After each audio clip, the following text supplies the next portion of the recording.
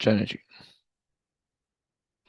So me doing the paper and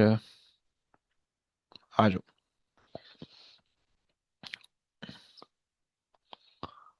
अच्छा जी. बड़े अरसे से कुछ बच्चों से मैंने रीडिंग नहीं करवाई है. मूसा बेटा रीड कर लेगा क्वेश्चन.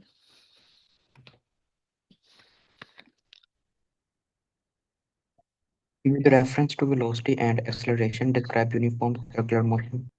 क्या बोलोगे यूनिफॉर्म सर्कुलर मोशन भाई? कोई idea?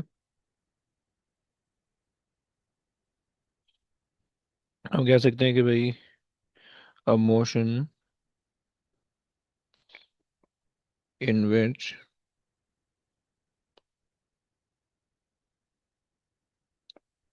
acceleration is uh,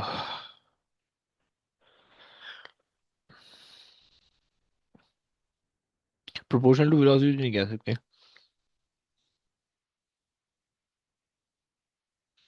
Acceleration is perpendicular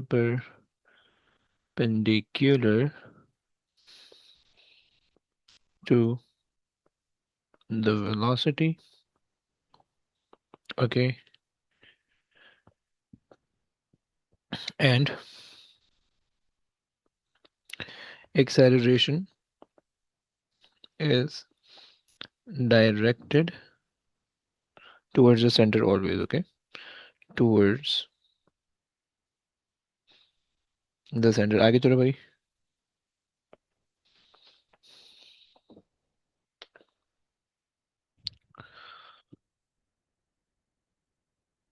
Two अच्छा cars are वैसे. moving around a अबे रुक horizontal रुक रुक. circular track. अबे रुक रुक.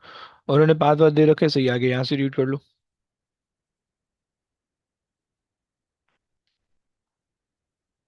The radius of path X is 318 meter, path Y is parallel to and 27 meter outside. Both cars have mass 790 kg. The maximum lateral friction force F that the cars can experience without sliding is the same for both cars. Maximum ये. speed at which the car on path X can move on the track without sliding is 94 meter per second. Calculate F. अच्छा जी. Okay. अच्छा भाई कह रहे हैं should we not mention that they are on one plane. um, कर सकते हो लेकिन उन्होंने रेफरेंस टू वेलोसिटी.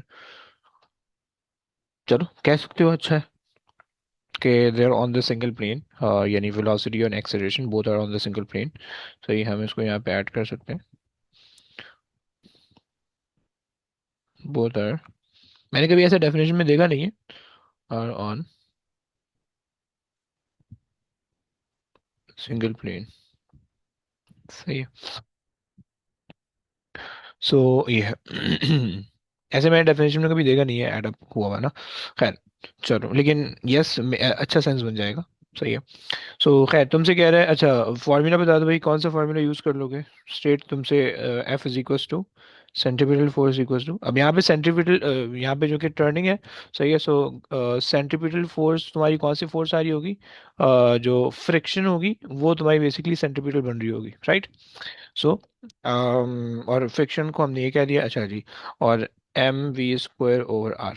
सही. ये ले लेते हैं क्योंकि हमारे पास मास गिवन है. और दोनों आइडेंटिकल कार्स हैं. और दोनों का मास कहीं सेवन. हाँ ये रहा 790 है. सही है 790. राइट. और स्पीड मैक्सिमम स्पीड 94 है. सही है. स्क्वायर डिवाइडेड बाय रेडियस इसका है 318. राइट. निकाल दो भाई कितना आता है. 318 मीटर्स. हाँ जी.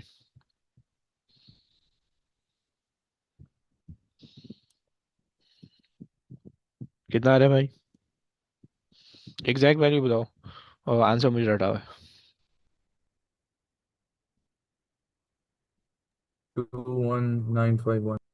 ओके. 21951. चलो आगे आ जाओ. आगे के लिए भाई.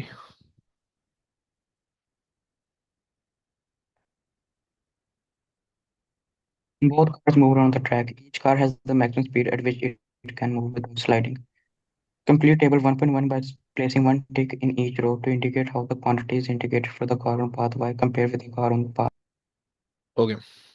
अच्छा बाय द वे उसने यहाँ पे आपको कुछ बताया हुआ है कि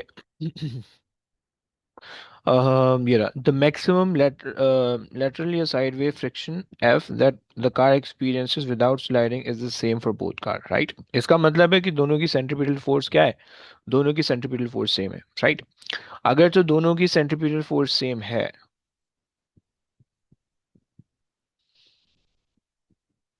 कांस्टेंट स्पीड, यार देखते हैं अ, इसको ना, इसको डेफिनेशन में देखने लगा, डोंट वरी। अच्छा, अच्छा तो हमें यहाँ पे कहा हुआ है कि फोर्स हमारे पास जो है वो कांस्टेंट है, यानी दोनों गाड़ी पे फोर्स सेम लग रही है, राइट? इक्वल फोर्स लग रही है, तो दोनों गाड़ियों के जो अंदर चेंजेस आएंगे उनके रेडियस की वजह से जो है ना, उनका चेंज हो सकता है कोई ना कोई चीज़, राइट? अच्छा जनाब, और अगर तो सेंट्रीपिटल फोर्स सेम है, सो सेंट्रीपिटल एक्सेलरेशन भी सेम होनी चाहिए, राइट?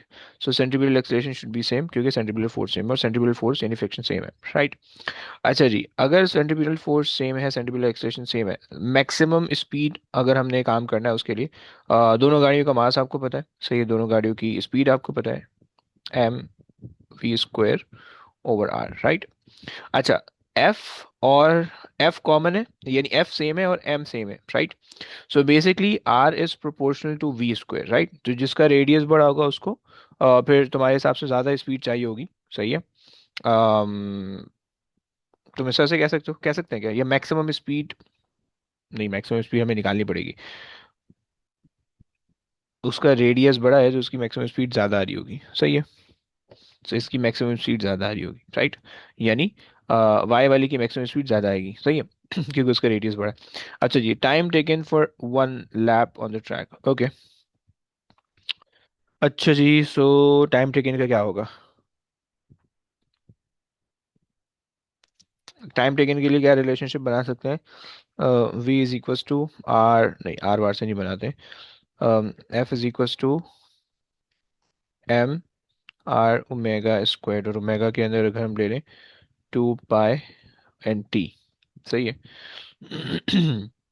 सो हमारे पास जो रिलेशनशिप बन रहा है, एफ कांस्टेंट है, एम कांस्टेंट है, 2 पाई आर, 2 पाई कांस्टेंट है, so T square is proportional to R, so जिसका आर बड़ा होगा उसका टी भी बड़ा होगा, राइट? सो इसकी ये चीज़ बढ़िया आ जाएगी, राइट? तुम इसको कैलकुलेट करके भी निकाल सकते हो, और तुम इसको जो है ना डायरेक्टली इस तरह से भी सॉल्व कर सकते हो, राइट? समझता है कि नहीं समझता है? सही है, तो तो यही। ट्रैक वाई बड़ा है। क्या बड़ा है? Track Y. ट्रैक वाई बड़ा है जी भाई। ट्रैक वाई जो है ना, वो 27 सेंटीमीटर आउटवर्ड है, राइट? ट्रैक एक्स है। ठीक है। सही है, सो ये है। अच्छा, बच्चों को जो है ना कुछ प्रॉब्लम हो रही है उसके अंदर, डेफिनेशन के अंदर, इसकी मार्किंग की देखते हैं कि क्या कह रहा है। अच्छा जी, मार्किंग की वाला कह रहा है कि many candidates refer to the velocity and acceleration, but incorrect statement were often made. For example, the velocity is constant, okay, and its direction is changing. So हम कह सकते हैं speed is constant. So yeah, other candidate just quoted the equation for the velocity and acceleration. Those candidates did not answer the question as candidates were required to describe the circular motion. Okay. चलो, तो अगर circular motion, बाकी सारी चीज़ें आसान सी है, सही है। सो अगर सर्कुलर मोशन डिस्क्राइब कर रहे हो, सो हम ये कह रहे हैं कि a motion in which acceleration is perpendicular to the velocity, सही है, at a constant speed, right? यहाँ पे तुम ये कह सकते हो कि at a constant speed, at a constant speed, right? Constant velocity मतलब कितना भंड हो जाएगा, क्योंकि एक्सेलरेशन, वेलोसिटी चेंज हो रही होती है डायरेक्शन की वजह से, right? So at a constant speed and acceleration is directed towards the centre, सही है। Both are on the same plane, ये मैंने कभी नहीं देखा इसकी डेफिनेशन में। इसकी मार्किंग की वाले क्या लिख रहे हैं, एक सेकंड में मार्किंग की भी पढ़ता हूँ तुम्हारे लिए। सिर्फ वेलोसिटी और स्पीड दोनों के बारे में लिखना है आप। देखो स्पीड, देखो क्योंकि उसने कहा है कि वेलोसिटी और एक्सीलरेशन को तुमने रिलेट करना है, सही है? वेलोसिटी के अंदर मैग्नीट्यूड भी आता है और डायरेक्शन भी आती है। सो वेलोसिटी के जो मैग्नीट्यूड होता है उसको स्पीड कहते हैं, और वेलोसिटी की जो डायरेक्शन होती है वो जस्ट उसको हम डायरेक्शन कह रहे होते हैं, राइट? सो यहाँ पे मैंने कहा acceleration is perpendicular to the velocity, तो यहाँ पे वेलोसिटी से मतलब है कि direction of the velocity, right? और यहाँ पे मैं कह रहा हूँ एट अ कांस्टेंट स्पीड, तो इसका मतलब है the magnitude of the velocity is constant, समझ रहे हैं? जी। अच्छा, तुमसे मार्किंग की वाला कह रहा है कि कांस्टेंट स्पीड और constant magnitude of the velocity, acceleration is always perpendicular to the velocity, हाँ सही है। सही है, चलो ये तो मैं ऐड कर, क्योंकि देखो यूनिफॉर्म सर्कुलर मोशन है ना, तो अगर तो यूनिफॉर्म सर्कुलर मोशन है तो यूनिफॉर्म तभी होगा कि जब तुम्हारे पास कांस्टेंट स्पीड होगी, अगर कांस्टेंट स्पीड नहीं होगी तो यूनिफॉर्म नहीं होगा, वो सर्कुलर मोशन यूँ आगे जाता जाएगा। सही है। ये वाली चीज़ मैंने नहीं देखी ऑल्दो डेफिनेशन के अंदर, तो अगर तुम इसको इग्नोर करना चाहो तो कर सकते हो, although it's a good point two have और टू नो। सही है, लेकिन ये चीज़ जरूर लिख देना। सही है। तो ये रेड वाले के साथ जो है ना तुम्हारी पूरी डेफिनेशन कंप्लीट होती है। आ जाओ भाई, तुमसे पूछना है डिफाइन ग्रेविटेशनल पोटेंशियल। सही है, ग्रेविटेशनल पोटेंशियल तुम्हें पता है कि तुम्हारे पास होता है वर्क डन। सो हम ये कह रहे होते हैं कि भाई it is the work done in moving, अरे यार एक चीज रह गई, work done per unit mass, okay, in moving a mass from infinity to a point, in moving a mass।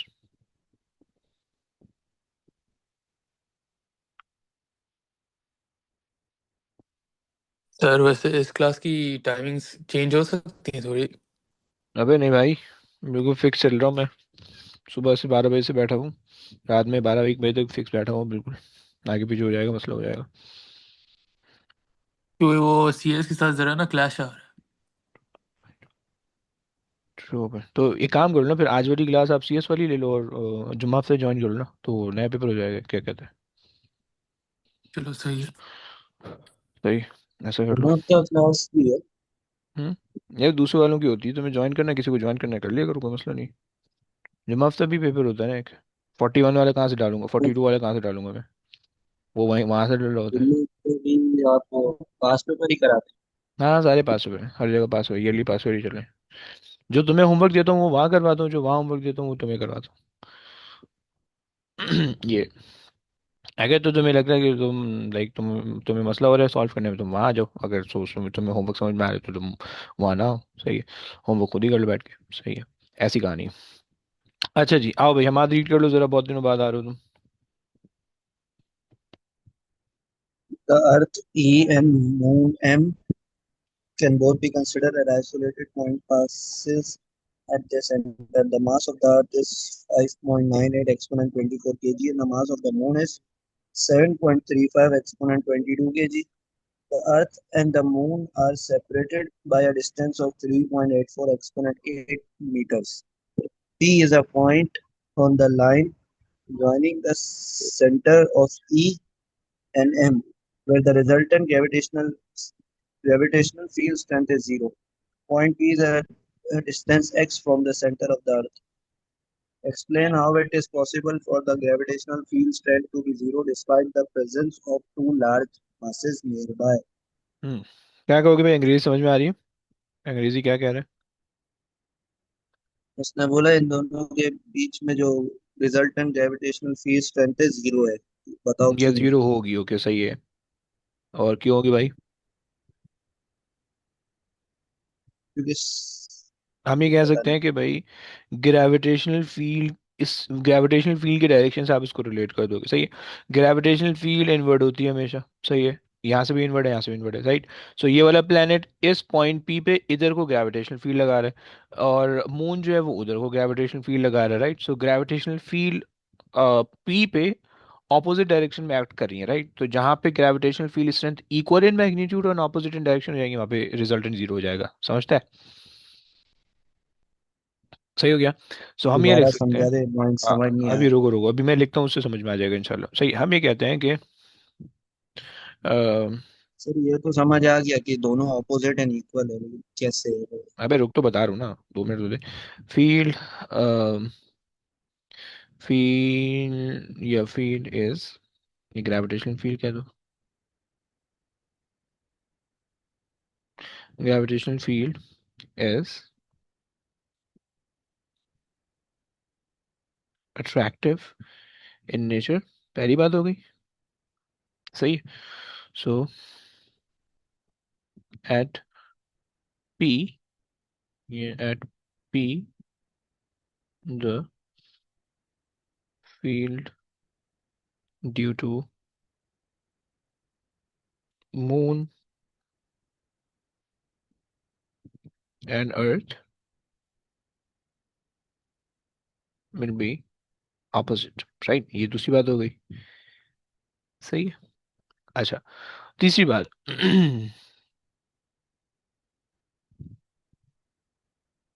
हम कह सकते हैं कि भाई resultant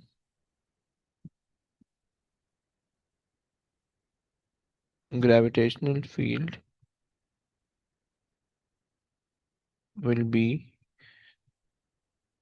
zero at a point where uh, individual fields are equal। सही है। कहानी ऐसी है भाई कि देखो यहाँ पे अर्थ के सरफेस पे होगी, अर्थ के सरफेस पे इसकी ग्रेविटी होगी 9.81, सही है। मून के सरफेस पे उसकी ग्रेविटी होगी 1.62, राइट, 1.62, ये तुम्हें पता है। अब तुम्हारे पास कहानी इस तरह से है कि भाई अगर तो तुम्हें अर्थ के सरफेस से आगे जाओगे, अर्थ के सरफेस से इधर को जाओगे, अर्थ की ग्रेविटी डिक्रीज होने लगेगी, राइट। मून के सरफेस से यहाँ पे आओगे तो मून की ग्रेविटी डिक्रीज होगी, राइट। लेट से मान लो तुम यहाँ पे खड़े हो, अब यहाँ पे अर्थ की ग्रेविटी है लेट से तुम कह लो 6.2, राइट। मून की ग्रेविटी तुम्हें मिल रही है लेट से, मून की ग्रेविटी तुम्हें मिली है 0.5, लेट से। तुम इस पॉइंट पे पहुंच गए, अर्थ की ग्रेविटी हो गई रिड्यूस होते होते 1.0, मून की ग्रेविटी भी इस पॉइंट पे 1.0 हो जाएगी। अब दोनों की डायरेक्शन ऑपोजिट है, एक की प्लस में होगी एक की माइनस में होगी, तो जब सॉल्व करोगे तो इक्वल टू जीरो बन जाएगा, समझ रहे हो। तो इस तरह से जो है आपके सर पास फिर रिजल्ट। कम क्यों होगी ये बस ये लॉजिक है ऐसे ही इसका? भाई लॉजिक ये है कि फॉर्मूला में ये कहता है कि g is equal to G M over R square, right. Planet से तुम जितना दूर जाओगे ग्रेविटेशनल फील्ड स्ट्रेंथ का फॉर्मूला ये होता है, gravitational field strength is inversely proportional with R, right. So surface से जितना दूर जाओगे, जितना डिस्टेंस इंक्रीज होगा, उतनी ग्रेविटेशनल फील्ड स्ट्रेंथ वीक होती जाएगी, समझ रहे हो आप। ये लॉजिक है, क्लियर। अब तुमसे कह रहा है कि show that x is approximately 3.5 exponent 8, right. 3 point, और पॉइंट p क्या है, उसने कहा कि p is a point on the line joining e and e where the resultant, okay fine. तो तुम कह सकते हो कि भाई एट p जो रिजल्टेंट है, जो रिजल्टेंट है वो तुम्हारे पास है जीरो, राइट। रिजल्टेंट जीरो का मतलब क्या होगा कि g due to earth should be equal to gravity due to moon, right.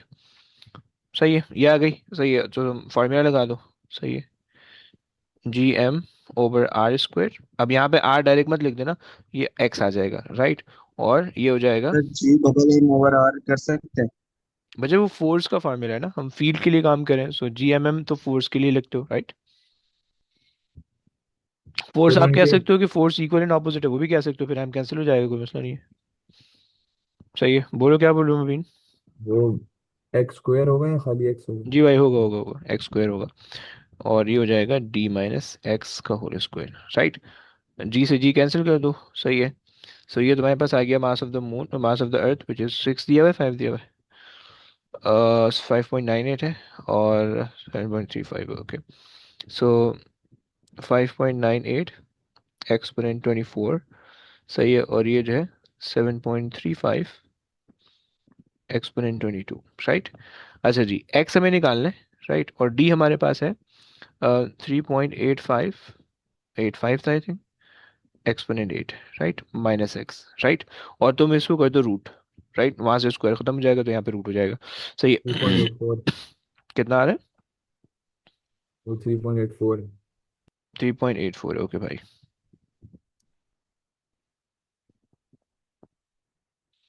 सही है।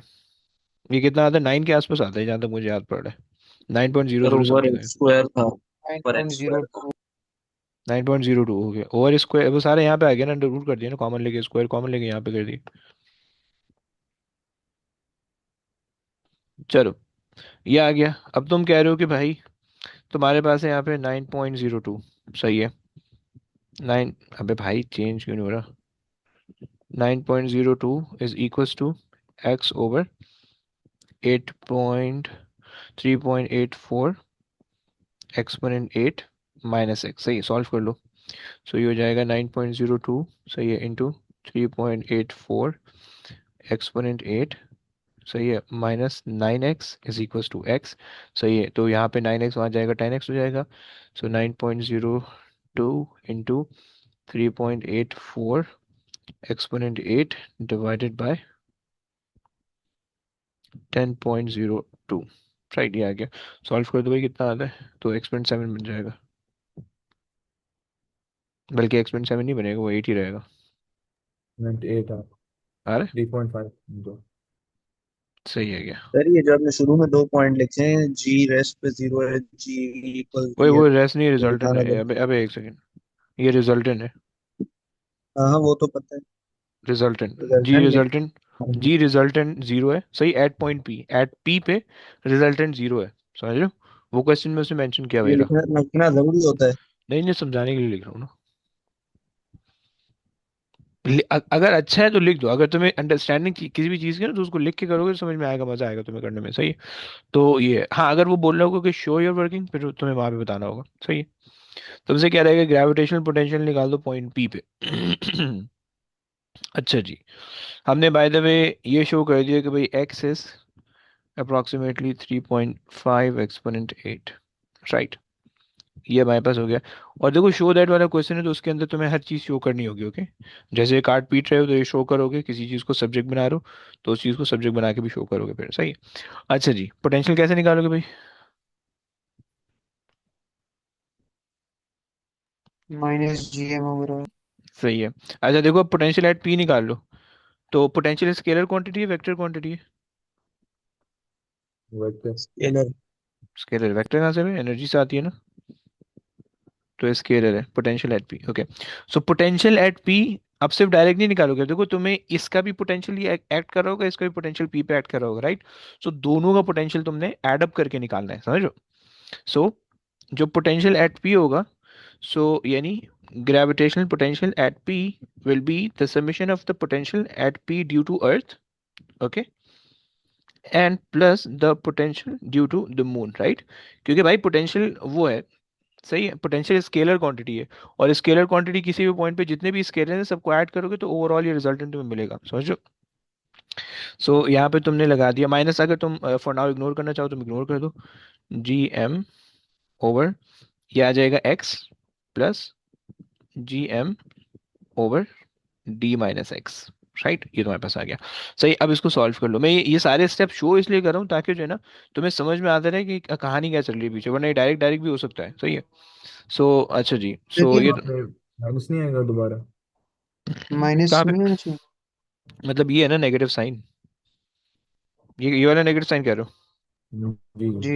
जी जी, वो आएगा। तो दोनों को प्लस क्यों करेंगे, ये दोनों ग्रेविटेशनल पोटेंशियल? नहीं, कैलकुलेट द पोटेंशियल। तो पोटेंशियल का मतलब है कि दोनों पोटेंशियल यहाँ पे देखो, पोटेंशियल हमारे पास स्केलर क्वांटिटी है, उसके अंदर डायरेक्शन वायरेक्शन का कोई कॉन्सेप्ट नहीं है। सही है। सो यहाँ पे जो भी टोटल पोटेंशियल होगा ना, हमने उसको ऐड अप करके वहां पे देना है फाइनल आंसर में, क्योंकि दो प्लेनेट, अगर एक ही प्लेनेट होता तो फिर कोई मसला नहीं होता। समझ रहे हो?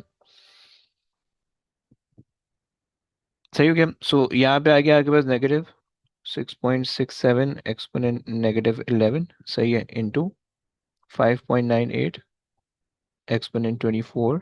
सही है, डिवाइडेड बाय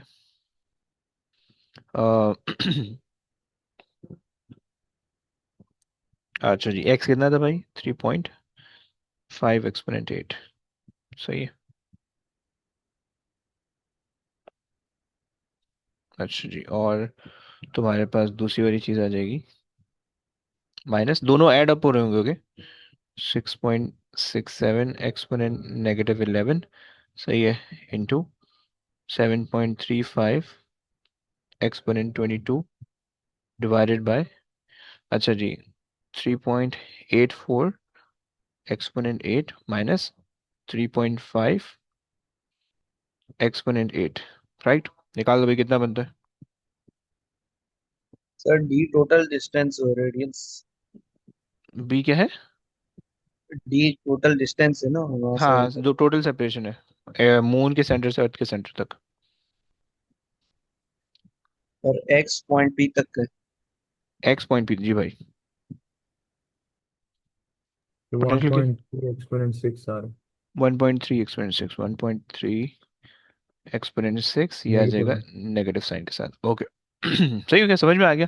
देखो इलेक्ट्रिक फील्ड के अंदर भी ये होगा, अगर इलेक्ट्रिक पोटेंशियल होगा तो उसके अंदर भी दो पोटेंशियल, किसी भी एक पॉइंट पे अगर दो पोटेंशियल निकाल लो, ये दो चार्जेस दिए हैं तो ओवरऑल पोटेंशियल जो है वो एड अप करके आएगा। ग्रेविटेशनल फील्ड के अंदर भी यही है। और इलेक्ट्रिक फील्ड अगर निकालो किसी भी एक पॉइंट पे, तो अब तुम देखोगे अट्रैक्टिव फील्ड है, रिपल्सिव फील्ड है, राइट, तो उसी हिसाब से तुम्हें काम करना होगा, राइट। तो खैर ये काम हो गया इसकी। तुम्हें अगर मैं एग्जामिनर रिपोर्ट दिखा दूं तो एग्जामिनर इसी चीज़ पे चीख रहा होगा कि यार बच्चों से ये नहीं हो रहा था, सही है। तुमसे कह रहा है मैंने candidate give the correct definition, some candidate did not make the ratio, make the work done per unit mass, right? Work done per unit mass ये होना चाहिए mention, right? Clear, the idea of the work done in moving a mass does not convey the idea of the gravitational potential. It's the work done divided by the mass. Okay, fine. The large number of the candidate provided a question discussing the forces. Okay, awarded okay, fine. सही हो गया। Sir हम्म। बोलो बोलो। जब वो change पूछता है तो फिर तब हम नेगेटिव लगाते हैं ना, जी भाई, माइनस जी भाई, करते हैं दोनों। जी भाई। तो एक के साथ प्लस आ जाएगा, एक के साथ माइनस साइन, पहले से जो फॉर्मूला का है वही रहेगा, सही। Significant number of candidate were able to show how to reach the value X in this type of question, the answer can be obtained by taking the square root on both sides of the equation and blah blah blah. Okay, many candidate found the due to the earth alone, सही है। Alone alone नहीं ढूंढना तुम्हें, पूरा overall ढूंढना है, सही है। So, अच्छा जी, of those who did calculate the gravitational potential due to the Earth and the Moon, they did not combine them correctly and subtract the negative value rather than adding them up. Okay? So तुम्हें दोनों को add करना है, वो negative sign से confuse ना हो जाना। सही है, चलो आ जाओ भी। ये हमारे पास हो गया है। अच्छा जी, आ जाओ। स्पेसिफिक हीट कैपेसिटी क्या कहते हो भाई? स्पेसिफिक हीट कैपेसिटी, हिसाम भाई क्या बताओ, क्या कहते हो स्पेसिफिक हीट कैपेसिटी में? हम्म। Energy per unit mass. Amount of energy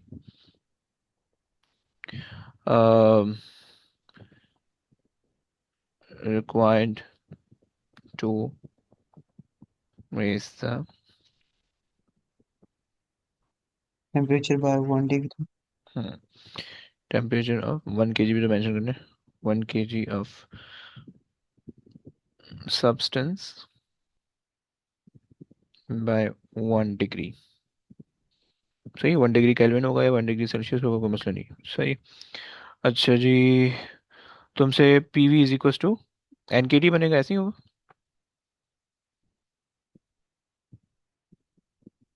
NKT, right. आगे चलो भाई, रीड कर लो। Show that the mean translation kinetic energy EK of a molecule of a gas is given by 3 upon 2 kT. हाँ जी, क्या करोगे भाई? वो करना है, क्या बोलते हैं अपना, यानी आप कह रहे हो कि ड्राइव करके दिखाना है। आपको ये पता होगा कि भाई pressure of an ideal gas is given by 1/3 और NM and then root mean square speed, right. ऐसे ही पता है। अच्छा, हमें एक तो ये चीज़ पता है, दूसरी हमें ये चीज़ पता है, PV is equal to NKT, right. दोनों को इक्वेट कर दो, सॉल्व कर दो, सही। So NKT is equal to 1/3 NM and then C squared, सही। N से N कैंसिल कर दो। अच्छा जी, सो अब आपके पास हो जाएगा KT इज इक्वल टू 1/3, सही है, NM एंड देन, अच्छा N कैंसिल हो गया, सॉरी। सो सही है। अच्छा, मैं यहाँ पे जो है ना दोनों तरफ में मल्टीप्लाई कर रहा हूँ 1/2 को, सही है, काइनेटिक एनर्जी के लिए, सही। सो जब तुमने मल्टीप्लाई किया तो 3 यहाँ पे हो थ्री जाएगा। अपॉइंट टू नहीं मल्टीप्लाई करेंगे, क्या भाई? 3/2 मल्टीप्लाई करेंगे। क्यों भाई? अच्छा ऐसा बोल लो, चलो तो ऐसा कर लो, 3/2 कर दो। वो वहाँ पे 3 कैंसिल हो जाएगा, अगर ऐसा करना चाहो ऐसा कर लो। यूँ कर लो, 3/2 कर लो, सही। वो 3 कैंसिल हो जाएगा यहाँ से, वहाँ पे भी चले जाएगा, सही। 3/2 KT is equal to 1/2 M and C square and this is basically kinetic energy. So अब आपने इसको कह दिया, मीन काइनेटिक एनर्जी, सही है, is given bye 3/2 KT, right. चलो भाई, ये तो हमारा हो गया। हमारे पास कहानी हो गई मुकम्मल। चलो आगे तुमसे कह रहा है कि एक्सप्लेन कर रहे हैं इक्वल टू। अच्छा जी, हमें पता है कि भाई आपके पास जो वो होती है आइडियल गैस होती है, उसके अंदर हमारे पास जो है इंटरमॉलिक्यूलर फोर्सेज हमारे पास जीरो होती है, राइट। अच्छा जी, जब इंटरमॉलिक्यूलर फोर्सेज जीरो होती है तो पोटेंशियल एनर्जी जीरो होती है, तो उसकी वजह से ऐसा हो रहा होता है, right. Okay, since the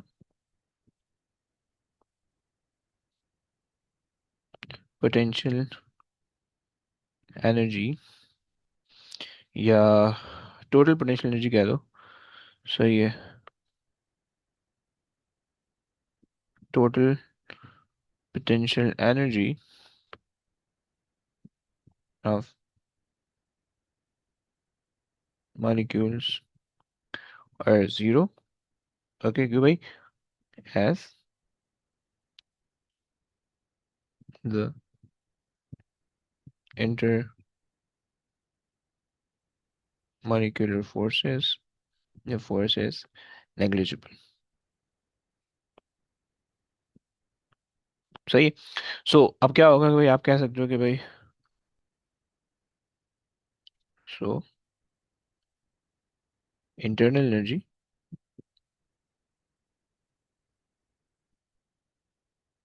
energy is equal to the change in kinetic energy, या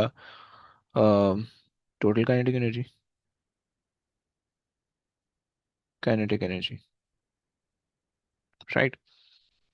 अच्छा जी, लास्ट पार्ट में तुमसे कह रहा है कि the gas in part be supplied with thermal energy Q, supply करो तो उसकी जो टोटल ओवरऑल टेम्परेचर इंक्रीज हो रहा होगा, सही है। अच्छा जी, explain with the reference the first law of thermodynamics when the increase in the internal energy of the gas is Q. Okay, सही है। सो हमने कहा कि भाई हमारे पास कोई वर्क डन तो हो नहीं रहा है, सही है, और इंटरनल एनर्जी हम कहते हैं कि भाई is equal to Q plus W, सही है। और तो इस वजह से सही है, सो हम ये कहते हैं कि भाई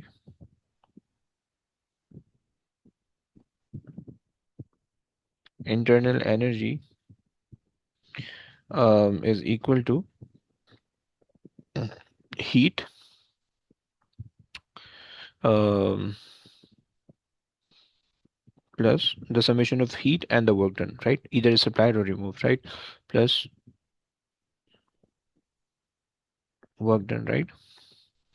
अच्छा जी, हम कह रहे हैं कि भाई since the volume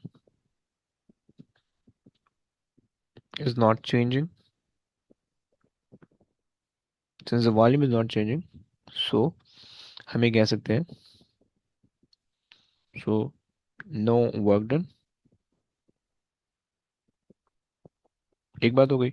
अच्छा जी, दूसरी बात ये हो गई कि भाई heat is supplied which increase the internal energy,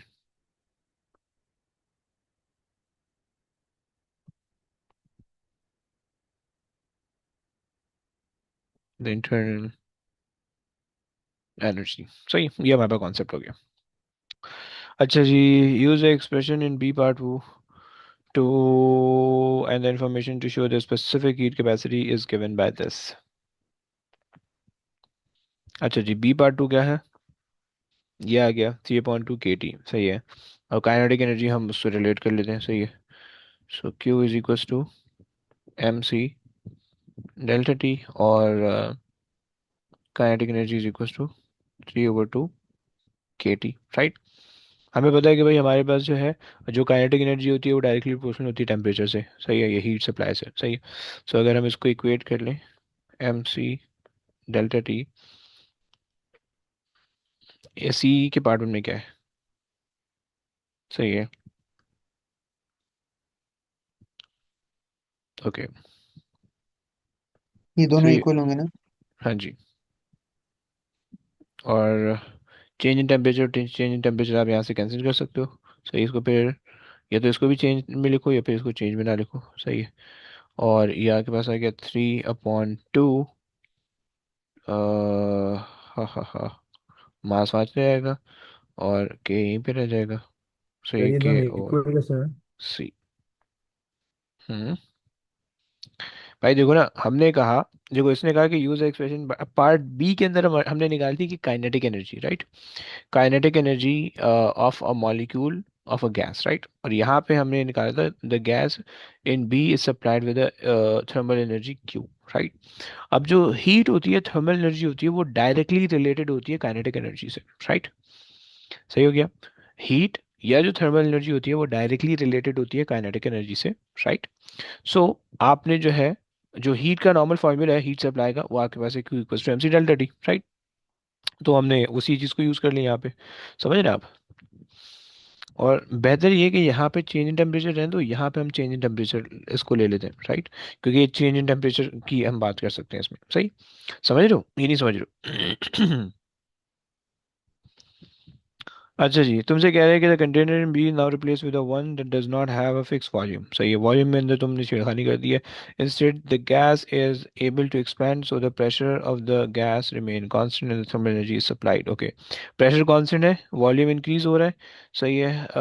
अच्छा जी, सही है। Suggest with the reason how the specific heat capacity would now compare with the value in C part 2। हाँ,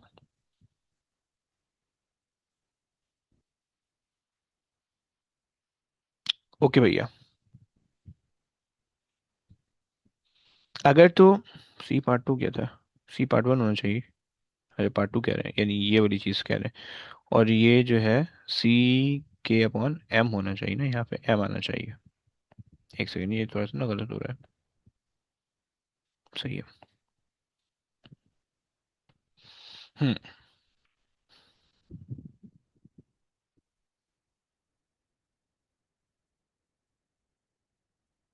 अच्छा, अगर गैस एक्सपेंड हो रही है, सो आपके पास जो है गैस का वर्क डन लूज हो रहा है, right, it loses work done.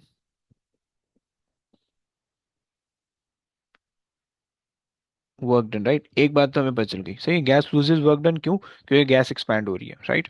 So the pressure of the gas remain, pressure constant है, सही है। अच्छा, गैस अगर एक्सपैंड हो रही है तो इसका मतलब है कि वर्क डन आपका जो है नेगेटिव में जाता जा रहा है, right. As a thermal energy supplied, तो थर्मल एनर्जी आपकी पॉजिटिव में, राइट, थर्मल एनर्जी पॉजिटिव में। अगर तुम ज्यादा थर्मल एनर्जी सप्लाई करोगे और कम लॉस होगा तो इंटरनल एनर्जी बढ़ेगी। अगर तुम कम थर्मल एनर्जी सप्लाई करोगे और ज्यादा वर्क डन हो जाएगा, यानी वर्क डन लॉस होगा, तो थर्मल एनर्जी कम हो जाएगी, राइट।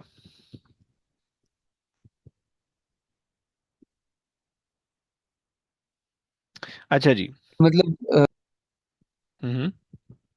मतलब इधर इंटरनल इंटरनल एनर्जी को कांस्टेंट रखना है, तो उससे सोच के फिर बताना है ना। नहीं नहीं, मतलब जैसे ये चलो मतलब ऐसा जैसे कह लो। पिछले पार्ट में कोई वर्क डन नहीं था तो सारा हीट लॉस थी, मतलब हम्म। थर्मल एनर्जी थी।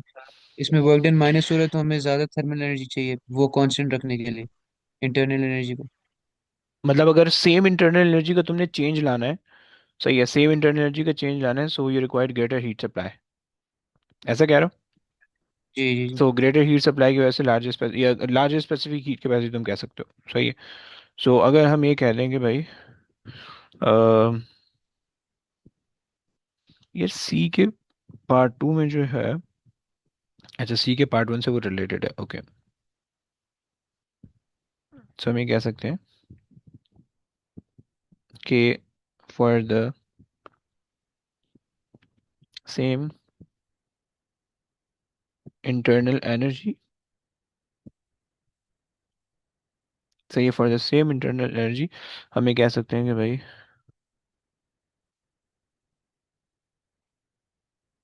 Greater heat supply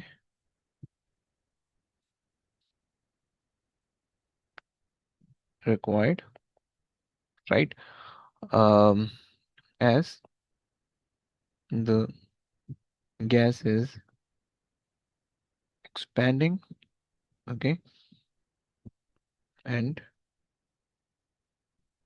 work is work is done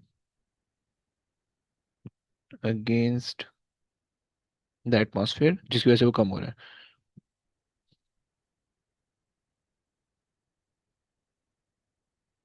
सही, ये बात हो गई। अच्छा जी।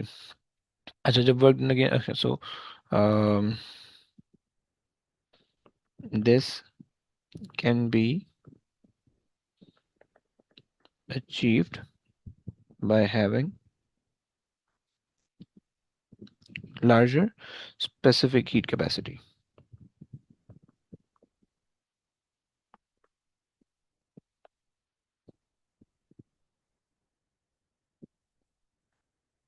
सही है. सो आपके पास जो है अगर आप जो है वो स्पेसिफिक हीट कैपेसिटी ज़्यादा रखोगे तो उसकी वजह से आपके पास जो है ना उसके अंदर जो गैस सप्लाई करने के लिए जो आप कह लो कि हीट सप्लाई करने के लिए ज़्यादा देर तक वो हीट सप्लाई करती रहेगी. सो आप जो है उसी सेम इंटरनल एनर्जी तक पहुंच सकते हो प्रोवाइडेड कि आपका कुछ वर्क डन लॉस भी हो रहा है. राइट. अच्छा जी, इसको जरा जो है ना इनकी एग्जामिनर रिपोर्ट से चेक करते हैं कि एग्जामिनर वाले क्या कह रहे हैं. Question number 3. अच्छा जी, डेफिनेशन स्पेसिफिक हीट कैपेसिटी के अंदर. Okay. B some candidate include the phrase energy per unit mass but was less common to see the phrase per unit change in temperature. Okay. सही है. अच्छा, हम आपने इसको इंक्लूड किया था बट पर यूनिट चेंज इन टेम्परेचर नहीं बोला था आपने. सही है. अच्छा जी. But a significant number did not code the formula with thermodynamic. अच्छा देखो, देख रहे हो ये हमारा गलत हुआ है. सीधा सीधा क्वेश्चन हमारा गलत हुआ है. सही. हमने पी इक्वल्स टू एन के टी लिखा है लेकिन वो उसमें नंबर नहीं दे रहा होगा उसमें. क्यों? क्योंकि तुमने उसने उसने तुम्हें कहा हुआ था क्वेश्चन में कि टी को सब्जेक्ट बना दो, तुमने सब्जेक्ट नहीं बनाया था, भंड हो गया. सही. तो नंबर काट देगा. सही है. This proof was answer by well by many candidate. Okay, confusion symbol. Okay, fine. Many candidates stated that there are no intermolecular forces. It was less common to see mention the potential energy of the molecule is zero. वो मैंने mention कर दिया. Although they often did not include the link between the molecules and their potential energies. Okay. अच्छा जी. सही. हमने molecule की बात भी कर दी है. सही है. अच्छा, उसके बाद जो है very few candidate stated the first law of thermodynamic in sir word. आपकी आवाज़ लैग हो रही ओके. इन वर्ड्स, एक सेकेंड चला देते हैं.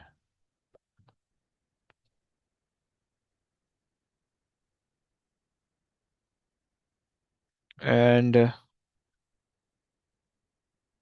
एक सेकेंड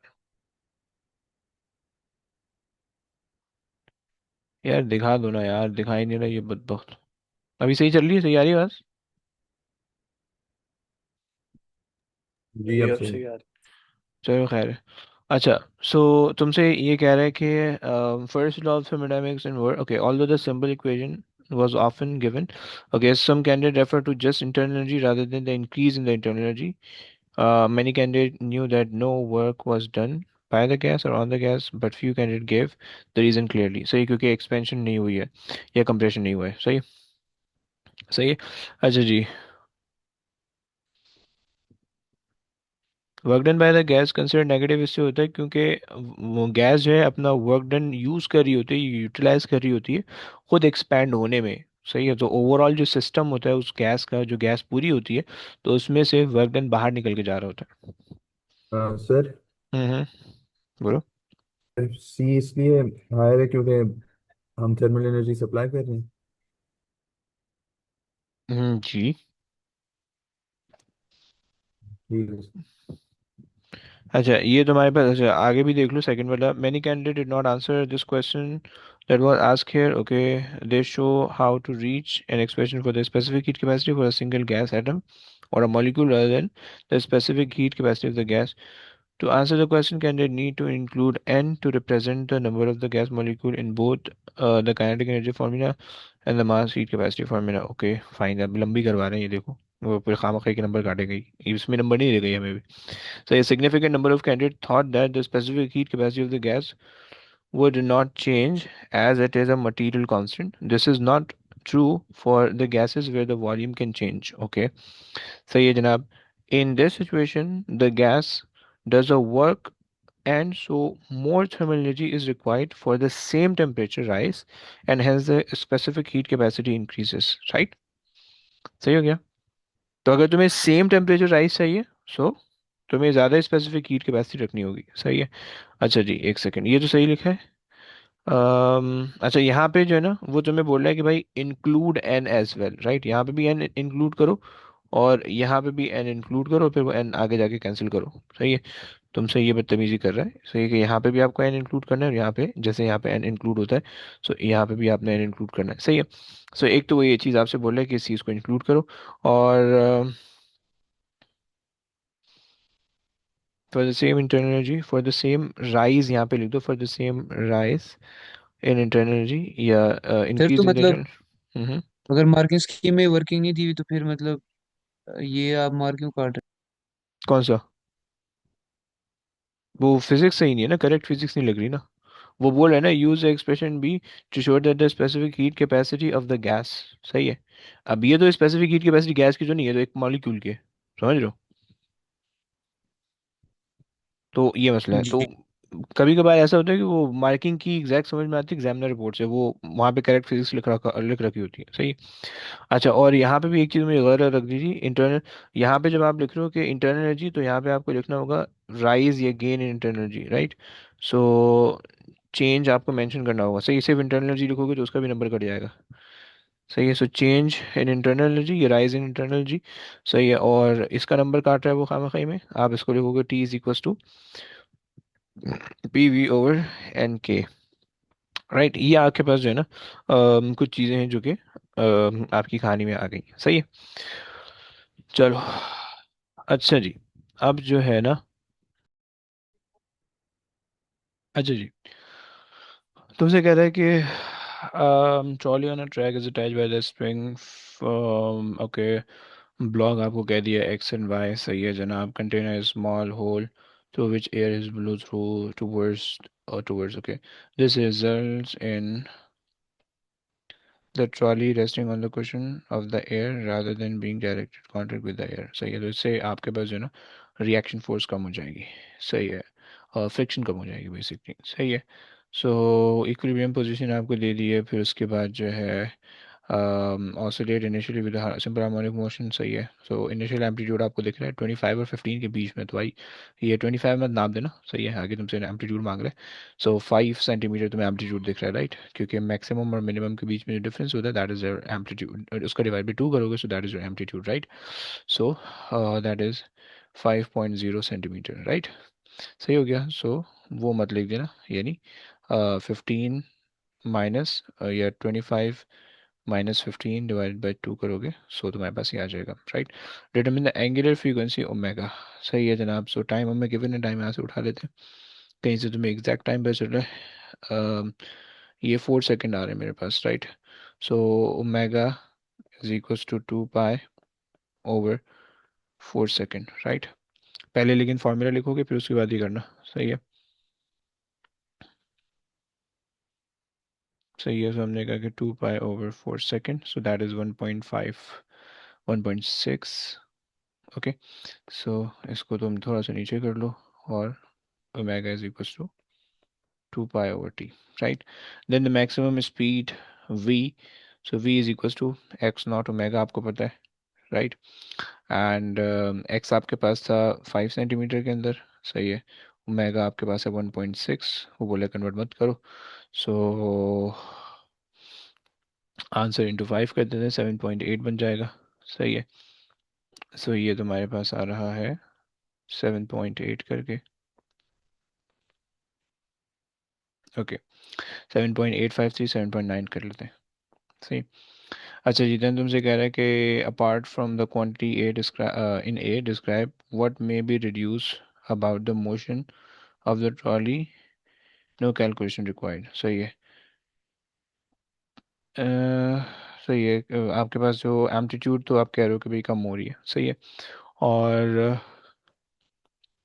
है क्या मतलब, apart from the quantities in A, describe what may be deduced, oh, sorry, deduced from a figure 4.2 about the motion of the trolley between, okay, no calculation is required, सही है। So basically तुम्हें एक तो ये चीज़ पता चल रही है कि भाई डैम्पिंग हो रही है, सही है, और लाइट डैम्पिंग हो रही है, क्रिटिकली हैवी नहीं है, सही है। और तुम्हें क्या पता चल रहा है कि भाई पीरियड 4 है, वो तुम्हें पहले पार्ट में तुमने बता दिया भाई, सही है। अच्छा जी, और ये जो एल वगैरह है, ये भी तुम्हें पता चल जाएगा क्योंकि इक्विलिब्रियम पोजीशन आ रही है, राइट। इक्विलिब्रियम पोजीशन 20 है, राइट। सो ये एल बेसिकली हो जाएगा तुम्हारे पास 20, और तुम इसको डिस्प्लेस करो 5 मीटर राइट लेफ्ट पे, राइट। और अगर जो तुम्हारे पास हम्म सो एल को अगर तुमने, हाँ, एल को अगर तुमने 20 रखा हुआ है, सो तुमने पहले इसको डिस्प्लेस किया होगा राइट वर्ड, यानी इसको यहाँ पे तुमने इनिशियली डिस्प्लेस किया होगा, जिसकी वजह से जो है ना ये 25 हुआ होगा, राइट। तो तुम्हें ये सब चीज़ें पता चल जाएंगी, right. So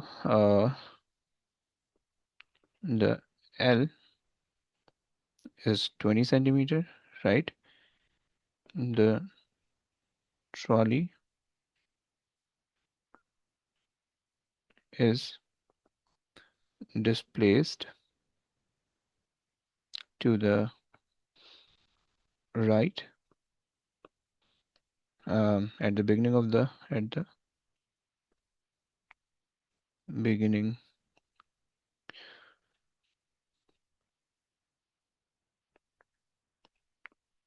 of the oscillation, right? और एक तो ये चीज़ हमें दिख रही है, सही है, तुम्हें ये दिख रहा है कि भाई there is a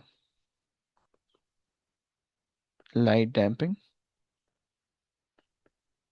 okay, in the motion of the trolley, सही है, क्योंकि तुम्हारे पास जो है एम्पलीट्यूड ग्रेजुअली डिक्रीज हो रहा है, right. it can come after 12 seconds.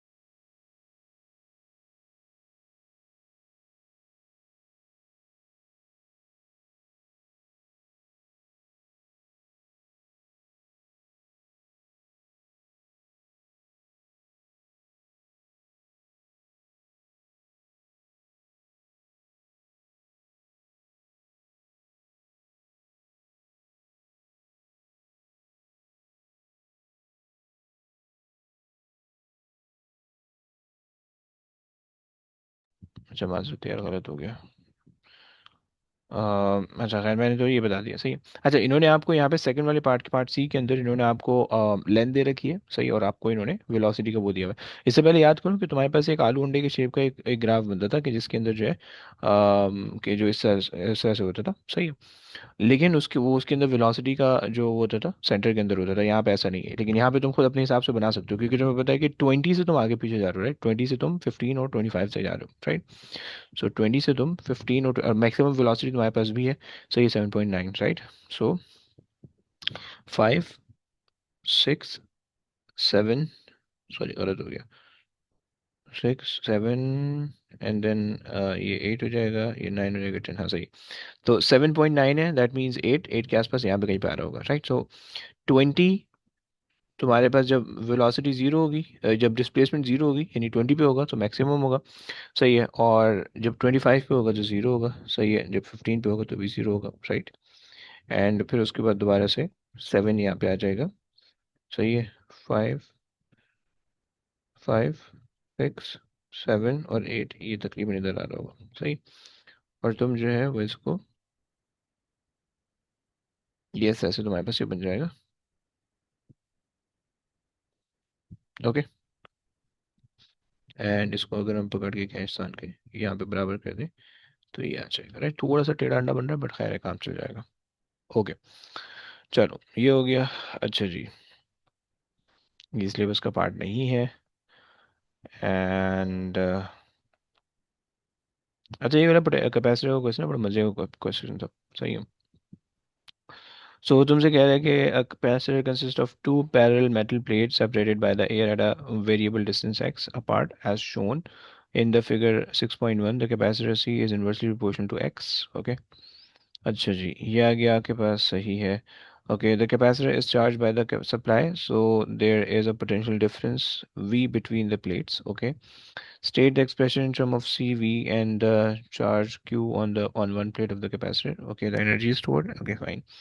तो हमें ये बताना है, तो हमारे पास हो जाएगा Q is equal to C V, ये तो डायरेक्ट ये आ गई, सही है। और is equal to E is equal to half Q V हम कह सकते हैं, या फिर क्यू वी नहीं है तो सी वी स्क्वायर कह दो, राइट। इन्होंने कहा C V for the charge and for the energy, Q नहीं इस्तेमाल कर सकते। Okay, so half C V square, right, ये आ गया। अच्छा जी, ये आगे वाला पार्ट और गंदा है। So तुमसे कह रहे हैं कि the charged capacitor in A is now disconnected from the supply. The plate of the capacitor are initially separated by L. Okay, they are now then moved closer by the distance D as shown. Okay, देखो वैसे generally हमारे पास यहाँ पे positive यहाँ पे negative charge होते हैं। अगर तुम इसमें कोई वो नहीं रखोगे, यानी कोई इसमें सपोर्ट नहीं होगी, तो दोनों एकदम से जाके जो है ना टंग से मिल जाएंगी प्लेट, क्योंकि एक पॉजिटिव एक नेगेटिव दोनों एक दूसरे को अट्रैक्ट करे होंगे, सही है। तो खैर, अच्छा जी, यहाँ पे उसने कह रहा है कि state expression in term of C V L and D for the new capacitance. Okay, अच्छा जी, देखते हैं भाई न्यू कैपेसिटेंस के लिए हम क्या कर सकते हैं। अच्छा, सो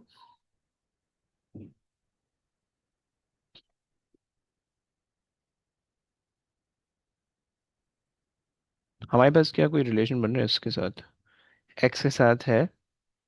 Q is equal to C V, तो चलो हमें दिख रहा है, सही है।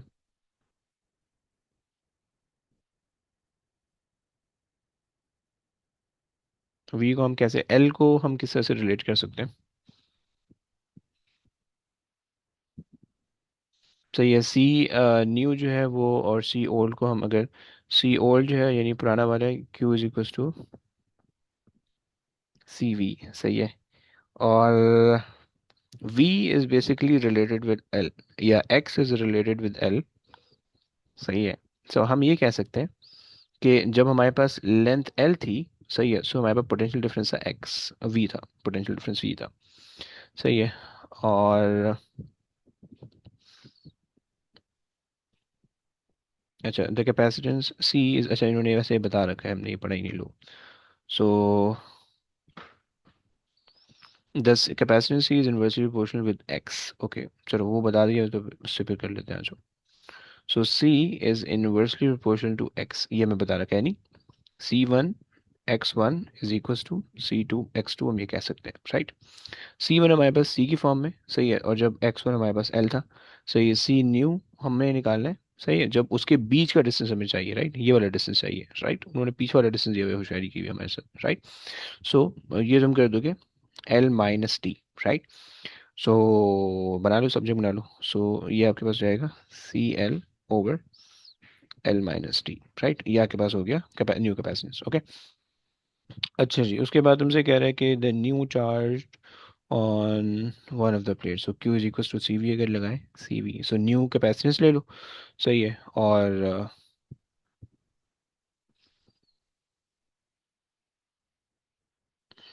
अच्छा जी, चार्जिंग, ओके। सो आ जाओ भाई, हमने जो है कैपेसिटेंस, अगर हम वैसे कैपेसिटेंस नहीं भी लें और पुरानी भी लें, हम तो कुछ खोल काल तो कर नहीं रहे, हम तो डिसकंटिन्यू हमने कर दिया, तो इसका मतलब है कि तो चार्ज सेम रहने चाहिए, सही है। सही है, तो चार्ज इसके अंदर फिर सेम रहेगा, यानी क्योंकि तुमने जब इसको फुल पावर सप्लाई दे दी, लेट से 100 चार्ज स्टोर कर दी, अब 100 चार्ज स्टोर करने के बाद तुमने इसको डिस्कनेक्ट कर दिया यहाँ से भी यहाँ से भी, तो चार्ज तो बाहर जा नहीं रहा, तो जितना चार्ज यहाँ पे होगा उतना ही चार्ज यहाँ पे भी होना चाहिए, राइट। तो यहाँ पे सी भी आ गया ऐसे, राइट। अच्छा, new potential difference, new potential difference की कहानी भी कर देते हैं कि आपके पास जो है, अगर हम वी, अच्छा जी, Q is equal to C V, सही है, Q new is equal to C new and V new, right. So ये हमारे पास आ रहा है सी वी, सही है, is equal to C N, जो है वो भी हमारे पास आ रहा था सी एल, सही है, C L over L minus D की फॉर्म में, टाइम्स वी एन, सही है। सो सी से सी तुम कैंसिल करा दो, सो तुम्हारे पास आ जाएगा V times L minus D over L, right. So V times L minus D over L, right, ये तुम्हारे पास आ जाएगा, सही हो गया, आसान सी चीज़ है। सही है। सो ये आ गया। अच्छा, वो पढ़ पढ़ के करना, एक दो कॉन्सेप्ट है, यानी जैसे चार्ज वाले में कॉन्सेप्ट था कि तुमने डिसकंटिन्यू कर दिया तो चार्ज सेम रहेगा। सही है। और बाकी बस, बाकी और ऐसा कोई कॉन्सेप्ट नहीं है। तो और एक जो चीज़ उसने लाइन मेंशन की ऊपर, वो देख लोगे तो हो जाएगा। सही है। Explain whether the reducing the separation of the plate in B results in an increase or decrease in the energy stored in the capacitor. Okay. अच्छा, तुम्हें वैसे ये बात पता है कि तुम्हारे पास जो प्लेट्स हैं, सही है, ये प्लेट्स है तुम्हारे पास, right? And they are basically, एक पॉजिटिव चार्ज है, एक नेगेटिव चार्ज है। इलेक्ट्रिक फील्ड ये डायरेक्शन में इलेक्ट्रिक फील्ड होगी, राइट? इस यानी कैपेसिटर के अंदर इलेक्ट्रिक फील्ड स्टोर होती है, ये बात भी तुम्हें पता है, राइट? अब अगर तुम फील्ड की डायरेक्शन में मूव करोगे कभी भी, तो एनर्जी डिक्रीज होती है, राइट? क्योंकि तुम्हें कोई वर्क डन नहीं करना पड़ेगा, वो खुद ही वो खुद हो जाएगा। अगर फील्ड के ऑपोजिट मूव करोगे तो वर्क डन स्टोर हो जाएगा, राइट? सो हम यहाँ पे क्या कर रहे हैं, ये कह रहे हैं कि भाई reducing the separation, reducing the separation mean कि तुम इलेक्ट्रिक फील्ड के डायरेक्शन में प्लेट को मूव करवा रहे हो, राइट? तो इसका मतलब है कि डिक्रीज होनी चाहिए energy, right? So when moving the plates in the direction of electric field, okay, um, where both the plates start attracting, see, see, so energy decreases, right? Stored decreases, ये क्या decreases? Okay, सही हो गया, simple सी चीज सी। अच्छा जी, इसमें exam report check करें क्या? लास्ट वाला पार्ट चेक करते हैं, देखते हैं एग्जामिनर क्या बोल रहे हैं इस बात में। शुरू से मत चला देना भाई। 4 तो नहीं है, 5 हमने कहा, 6 हमने कहा। Okay, most candidate able to state, okay, these expressions prove to be challenging for the candidate weaker candidate का बोला था। Able to correctly use the formula given about the inversely proportionship between C and X to run the new capacitor. It was not often realized that the charge on each plate of the capacitor was trapped in and so would not change, right? जो कि तुमने Q equals to CV ही लिखा Q N की जगह पे, right? Can should we realize that the potential difference between the plate changes in all three expression candidate often did not limit their expression to the quantities allowed, right? इसके अलावा नहीं लिख सकते तुम, हाँ कुछ होशियार नहीं ना, आपने अपनी तरफ से कोई नई चीज़ें इंट्रोड्यूस करवा देना। Okay, this was a this was challenging expression, especially for the candidate who were not able to arrive at the correct expression in B. Many candidates considered that energy stored would increase of those who had correctly stated the decrease in the store. Few were able to give the adequate explanation. The most successful responses to tends to use a formula for the energy stored. Can you explain what happened to Q and V rather than using the simple explanation involving the attraction between the oppositely charged metal plate, right? जिस तरह से gravitational field होती है, यहाँ पे भी electric field में भी उसी तरह से तुमने करना है, राइट? अच्छा जी, amplifier not in the syllabus anymore. Tesla, tesla भाई, टेस्ला। सो टेस्ला तुम्हें पता है यूनिट है, सो यूनिट के अंदर यूनिट की डेफिनेशन लिख दोगे, सही है। हमें कहते हैं कि it is basically,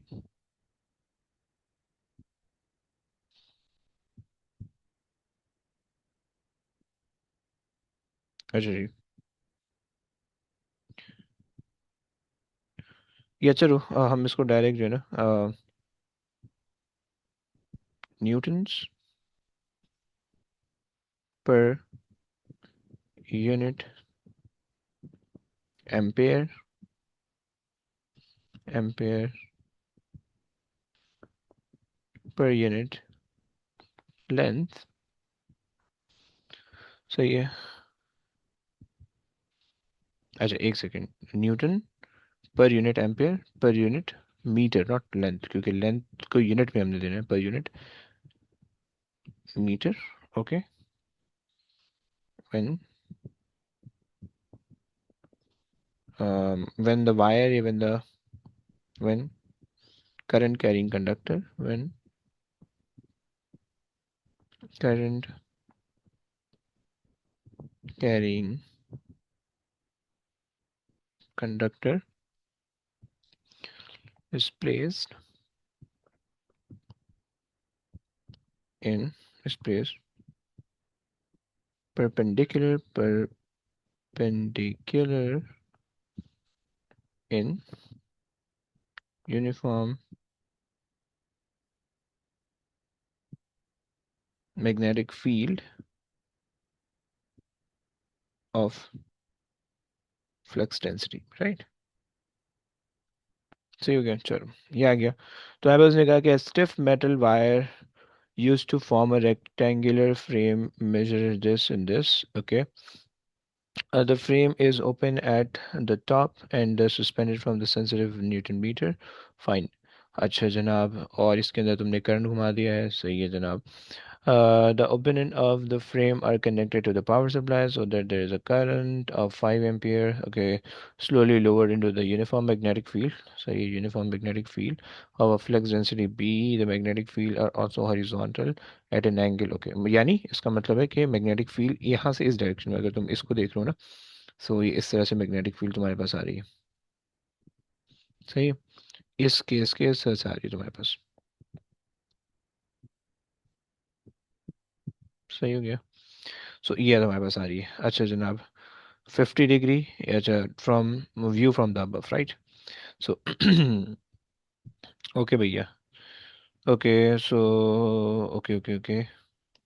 When side PQ of the frame first enter the magnetic field, the reading on the okay changes by 1 millimeter, 1 millinewton, sorry। अच्छा, तुम्हें ये बात पता है बाय द वे कि अगर तुम्हारे पास मैग्नेटिक फील्ड, अच्छा करंट इस डायरेक्शन में फ्लो कर रहा है by the way, right, current you flow कर रहा है, राइट। और इसका अगर तुम एक परपेंडिकुलर कंपोनेंट निकाल लो, राइट, इसका अगर तुम परपेंडिकुलर कंपोनेंट निकाल लो, सही है, जो कि तुम्हारे पास हो जाएगा साइन 50 वाला component, right, B sine 50, right, और पैरेलल कंपोनेंट हो जाएगा B cos 50, right, B cos 50, right. So जो परपेंडिकुलर कंपोनेंट है वो बेसिकली बिल्कुल इसके जो है ना बिल्कुल परपेंडिकुलर में लग रहा है इसके, राइट। सो और अगर तुम इसके हिसाब से करंट मैग्नेटिक फील्ड निकालो, फोर्स निकालो इस पे, सो फोर्स कहाँ पे आ रही होगी, करंट तुम्हारे पास सामने को जा रहा है, सही है, और मैग्नेटिक फील्ड तुम्हारे पास है यूं सामने को, तो फोर्स तुम्हारे पास आ रही होगी अपवर्ड, राइट। मेरे पास जो फोर्स आ रही है वो यूं आ रही है, राइट, ये नहीं, मेरे पास फोर्स यूं आ रही है, राइट, ये मेरे पास फोर्स आ रही है, ये मेरे पास है करंट आई, सही है, और ये मेरे पास है मैग्नेटिक फील्ड बी, राइट। सो मेरे पास फोर्स अपवर्ड आ रही है, तो उसका मतलब है कि इट शुड बी, ये जो 1 मिली न्यूटन है ये डिक्रीज होना चाहिए, सही। बट खैर, तुमसे कह रहा है कि ये निकाल दो, सही है। So F is equals to BIL sine theta लगा दो, BIL sine theta, right. So B तुमने निकालना है, एफ तुम्हारे पास जो चेंज आया है वो तुम्हारे पास 1 एक्सपोनेंट -3 का आ रहा है, राइट। और तुम्हारे पास जो है नीचे तुम डिवाइड कर दोगे, आई करंट तुम्हारे पास 5 एम्पेयर का था, राइट, एंड लेंथ जो तुम्हारे पास है 6 सेंटीमीटर की, अच्छा 8 का, 5 का नहीं, सही, और 6 एक्सपोनेंट -2 का है, सही है, और तुमने ले लिया साइन 50 वाला component, right, is equals to B, सही। सो अगर हम इसको सॉल्व करें तो ये कुछ मिली टेस्ला कुछ बन रहा होगा। अच्छा जी, सो हमारे पास है 1 exponent -3 divided by 5 into 6 exponent -2 into sine 60, सही है। सो आई एम गेटिंग, माइनस कहाँ से आ रहा है,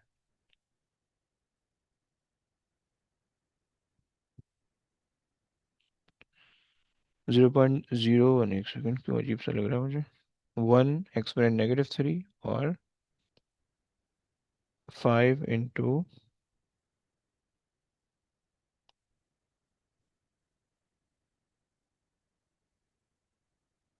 खतरनाक, ऐसा कैसे बन रहा है, 1 सेकेंड, दोबारा से करते हैं।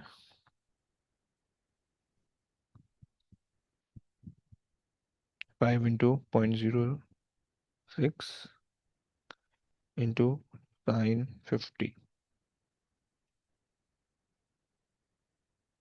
अरे यार रेडियन के अंदर है बिल्कुल, डरा रहा है मुझे। सही है, अच्छा जी डिग्रीज आ रहा है, सही है। और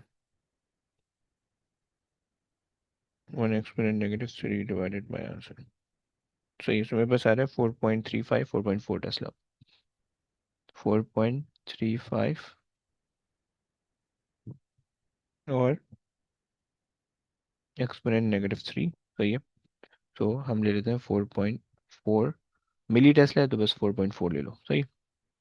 सारी चीज़ें 2SF के अंदर दी हुई है। अच्छा, state with the reason whether the change in the reading on the meter is an increase और अ डिक्रीज।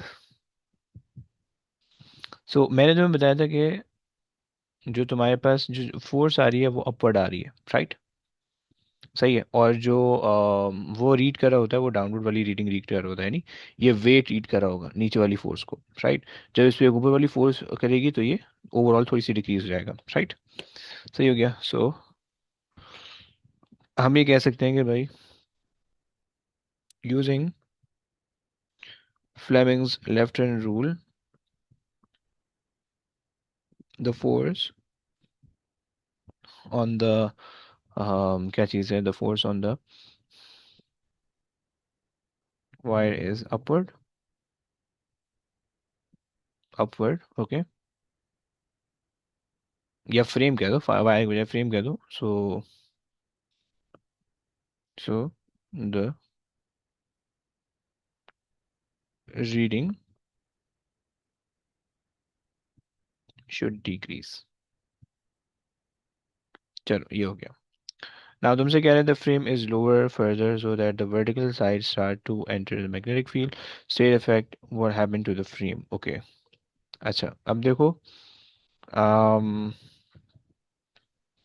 जब ये एंटर होगा, सही है, जब ये वाली चीज़ एंटर होगी सो क्या होगा, हमारे पास करंट यहाँ से यूं जा रहा है, राइट, करंट इस डायरेक्शन में जा रहा है, राइट। सो दोबारा से लगाओ मैग्नेटिक फील्ड। सो तुम इसको परपेंडिकुलर, ये वाली जो बी बनाया मैं, ये जो एरो बनाया तुम इसको परपेंडिकुलर मान लो, परपेंडिकुलर कंपोनेंट में मैग्नेटिक फील्ड, राइट। सो ये सामने जा रहा है, करंट यूं है, और जो फोर्स होगी वो यूं सामने को आ रही होगी, इधर आ रही होगी फोर्स यूं, सही। यहाँ से फोर्स यूं लग रही होगी, राइट। और यहाँ पे भी जब वो होगा, सही है, यहाँ पे भी जब वही चीज़ होगी, सही, और यहाँ से करंट ऊपर को जा रहा होगा, सही है, यहाँ से करंट ऊपर को जा रहा होगा, सही है।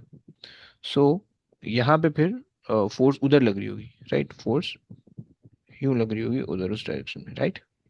So basically it creates a turning effect, okay, यानी मोमेंट वाला हिसाब किताब बन जाएगा यहाँ पे, सही। और टर्निंग इफेक्ट की वजह से ये रोटेट करना शुरू कर देगा, राइट, ये इस तरह से गोल गोल घूमना शुरू हो जाएगा, राइट। सो अच्छा जी, सो हम ये कह सकते हैं कि भाई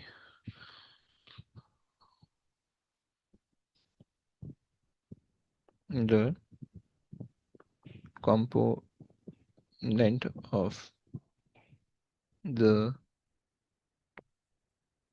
magnetic force produces the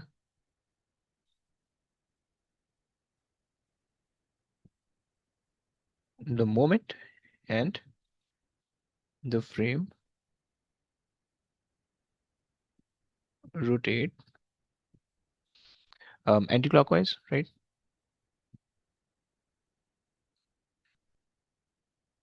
anti-clockwise, right। वैसे डायरेक्शन से पूछने रखी, लेकिन खैर है, फिर भी बता दो चल जाएगा। चलो आसान सी चीज सी आगे आ जाओ।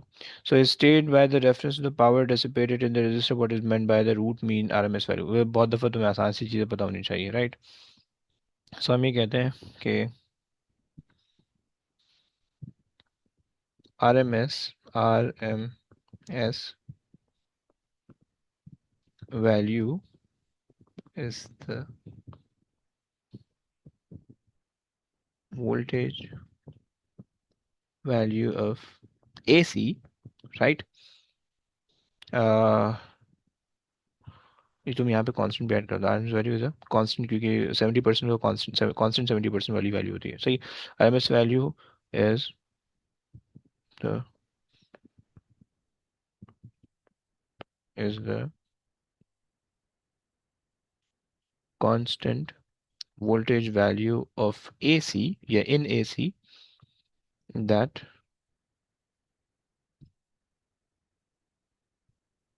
provide या that dissipate the power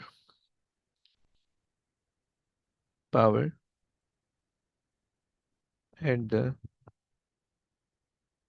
same rate, okay, through the same resistor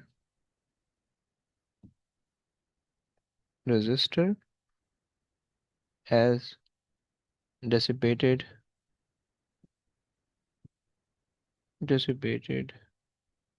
by the voltage by the DC voltage value by the DC by the DC voltage of that value, right? क्या अंग्रेजी है भाई ये? देखो अगर तुम्हारे पास एक लेट से वी नॉट था, सही है, हमारे पास 100 वोल्ट का, राइट? तुमने उसका वी आर एम एस निकाला, सही है, तुमने उसका वी आर एम एस निकाला 71.7 बन जाएगा, सही। सो सॉरी 71.17 बनेगा, सही है, ये 71 बनता है, सॉरी 71, ओके। ये तुम्हारे पास आ रहा है इसका V R M S, okay. अब अगर इस पावर सप्लाई को जिसकी पीक वोल्टेज 100 है और आर एम एस 71 है, इसको तुमने एक रेजिस्टर के क्रॉस लगा दिया, right?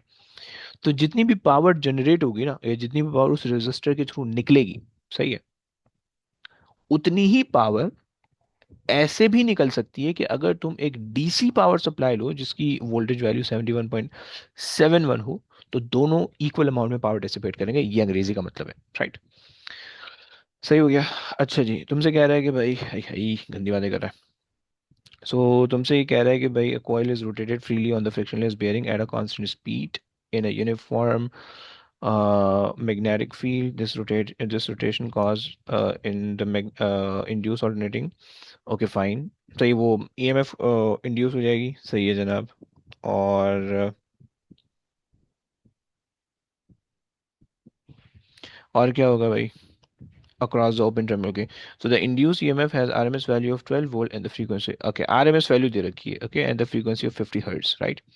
The speed of the rotation of the speed double करोगे तो induced EMF भी डबल हो जाएगी, right?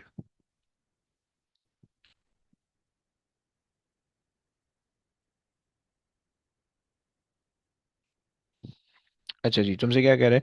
State and explain with reference to the principle of the electromagnetic induction the effect of the increased speed of the rotation of the RMS value, okay, of the induced EMF, सही है जनाब। सो I think आसान सी चीज़ है कि जब आपके पास rate of rotation बढ़ेगा, तो rate of change of magnetic flux linkage भी बढ़ जाएगा, right?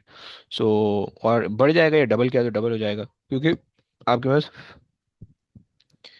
EMF induced is proportional to band 10, right? Delta band 10, सही है।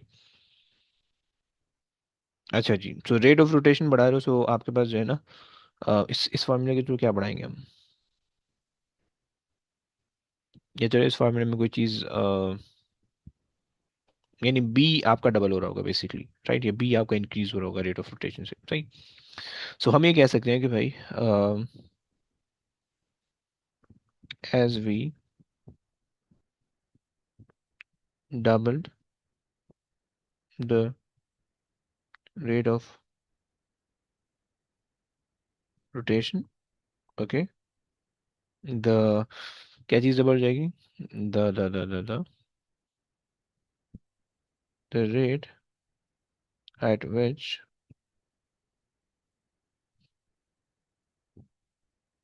Magnetic flux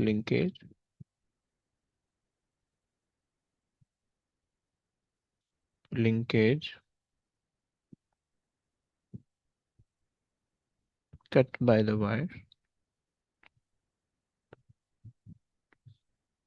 wire doubles, right? Hence the EMF वो भी डबल हो जाएगा, सही है।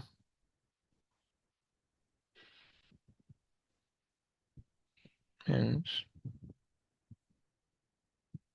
RMS voltage doubles as well, right. ये तुम्हारे पास हो गया। अच्छा जी, उसके बाद तुमसे कह रहा है कि sketch the variation with time T of the inducing MF E across the terminal of the coil at the increased speed of the rotation. Your answer should extend to from t equals to 0 to, okay fine, millisecond। पहले इन्होंने की हुई थी 50 की frequency थी, right. 50 की frequency पे अगर तुम टाइम पीरियड निकालो, सो 1/50, सही है। सो 20 मिली सेकेंड आ रहा है, राइट। सही है। सो 20 मिली सेकेंड की पहले तुम्हारे पास जो है ना टाइम आ रहा था, उसमें एक वेव कंप्लीट होती, राइट। लेकिन अब रेट ऑफ रोटेशन डबल कर दिया है, तो इसका मतलब है कि टाइम पीरियड तुम्हारा क्या हो जाना चाहिए, time period would be half, right. सही। सो तो अब तुम्हारा जो न्यू टाइम होगा, टी जो था वो तुम्हारे पास आ रहा है 20 मिली सेकेंड, राइट, पुराना वाला। And T new after doubling the rate of rotation, ये आ जाएगा तुम्हारा 10 मिली सेकेंड, राइट। अच्छा, ये तो हो गया। अब जो तुम्हारे पास ये आ रही है जो पीक है, सही है, ये आरएमएस वैल्यू है, आरएमएस वैल्यू भी डबल हो जाएगी, राइट। सो आरएमएस वैल्यू भी हमने वी आरएमएस जो पुराना वाला था दैट वाज 24, सॉरी 12 था, सही है। वी आरएमएस न्यू जो होगा, वी आरएमएस न्यू ये हो जाएगा 24, राइट। अब इससे तुम्हें पीक वैल्यू निकालनी है ताकि तुम प्लॉट कर सको, right. So V R M S is equals to V not over √2, सही है। सो मल्टीप्लाई कर देते हैं भाई। So 24 into √2, so I am getting 33.934 मान लो, सही है। So phi not is equals to 34 plus और माइनस दोनों के अंदर होगा, राइट। तो इसका मतलब ये होगा कि तुम्हारे पास जो रेट ऑफ रोटेशन बनेगी, यानी 10 पे एक आ जाएगी, 20 पे दो साइकिल, एक पूरी साइकिल आ जाएगी, सॉरी दो साइकिल आ जाएंगी, सही है। और 20 30 34 यहाँ यहाँ तक आनी चाहिए तुम्हारी लाइन ऊपर नीचे में, राइट। एक ये और एक ये इधर आ जाएगी, 30 32 34 34, ओके, ये आ जाएगी। अच्छा जी, अब जो है अगर तुम वो बना रहे हो, ग्राफ बना रहे हो, सो तुम्हारे पास जो है ग्राफ बन जाएगा। 5 पे पीक बना दो, सो ये 10 पे ये कर दो, एंड ओके।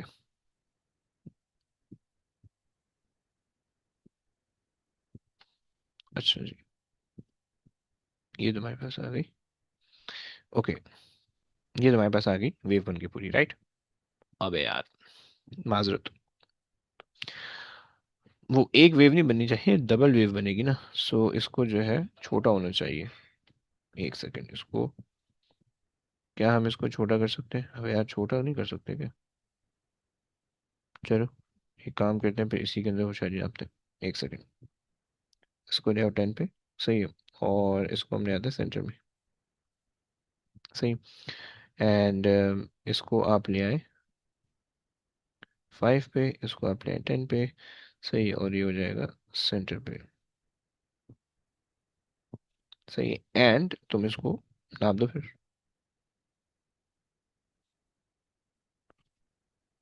सही। ये तुम्हारे पास आ गया, ये तुम्हारे पास आ गया, ऐसे बन जाएगी वेव, सही।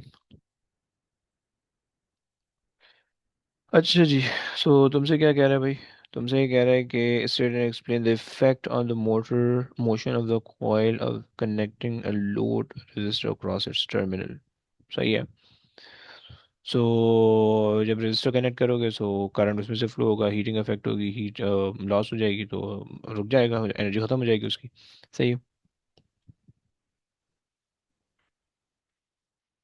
तो हम ये कह सकते हैं कि भाई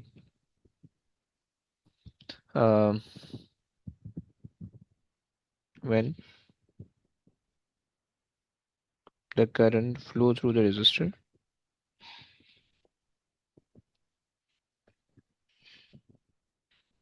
through the resistor, causing heating, causing um, dissipation of energy, of energy, right. So जब डेसिपेशन ऑफ एनर्जी होगी, so all the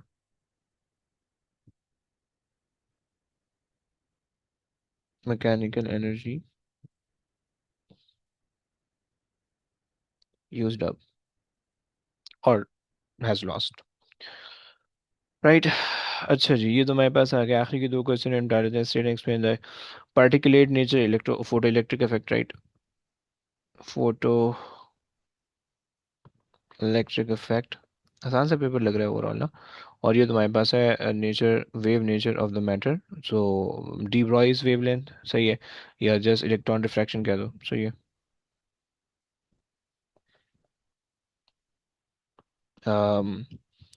Huygens interference pattern भी कह सकते हो, सही है। डी ब्रॉइस वेवलेंथ भी कह सकते हो, नहीं वो अलग, हाइगन्स अलग होता है। Electron diffraction,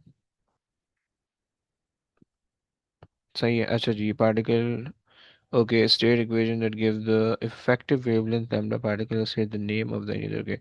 So lambda is equals to p over h over p, right? So ये और h यहाँ पे तुम बता दो, Planck's constant, Planck's constant, right? Say the name of the de Broglie wavelength कह सकते हैं हम, सही है। de Broglie's wavelength, सही है।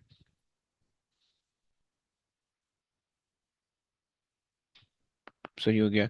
Electrons are accelerated from the rest through potential difference of this much so that the final speed, okay. सो अब आपको पता है कि भाई इलेक्ट्रॉन पोटेंशियल डिफरेंस आपके पास आ रहा है, सो हम ये कह सकते हैं कि भाई potential difference is equal to work done over charge, right. Simple definition of work done है, सही। V times Q is equal to work done हमारे पास हो रहा है इन द फॉर्म ऑफ, यानी work done brings a change in kinetic energy, तुम ये कह सकते हो, सही। वर्क डन, यहाँ पे तुम्हारे पास एक और चीज़ है, work done brings a change in kinetic energy, right. ये दो कॉन्सेप्ट यहाँ पे इस्तेमाल हो रहे हैं, सही है। So work done brings a change, अब स्टार्टिंग फ्रॉम जीरो है तो इस वजह से चेंज इन काइनेटिक एनर्जी के लिए तुम जस्ट mv² भी लिख लोगे तो भी काम हो जाएगा, राइट। कॉन्सेप्ट लेकिन मैंने बता दिया। सो 4.8 exponent 3, right, into electron at 1.6 exponent negative 19 times 2 divided by m, which is the mass of the electron, which is 9.11 exponent negative 31, okay, and its squared is, so ये हमारे पास आ गया, ओके। सो हम कर लेते हैं under root 2 into 4.8 exponent negative 3 exponent 3 मालूम into 1.6 exponent negative 19 divided by 9.11 exponent negative 31. So I'm getting the value 4.1, हाँ सही आ रही है। So V is equals to 4.1 exponent negative, sorry, exponent 7.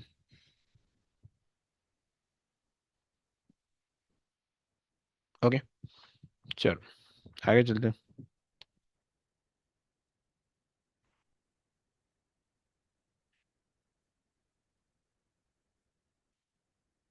सही है, तुमसे कह रहा है कि भाई calculate the effective wavelength of the beam of the electron moving at a speed, at this speed, okay.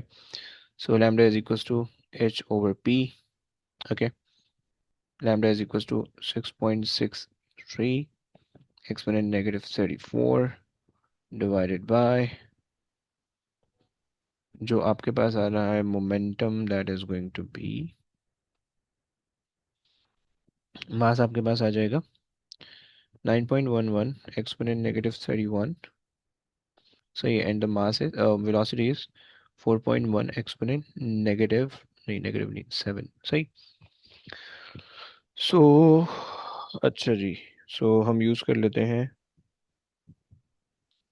6.63 exponent negative 34 divided by answer into 9.31 exponent negative 31, सही है। So I'm getting 1.7 exponent negative 11 की wavelength, right?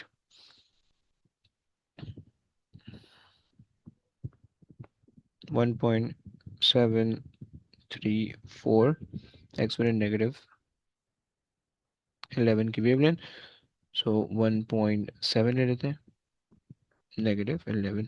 तो इनकी value 1.8 आ रही है, इन्होंने 4.1 use किया हुआ है, तो खैर है। अच्छा जी, लास्ट क्वेश्चन। अबे दो क्वेश्चन यार, शर्म तो आ नहीं रही इनको।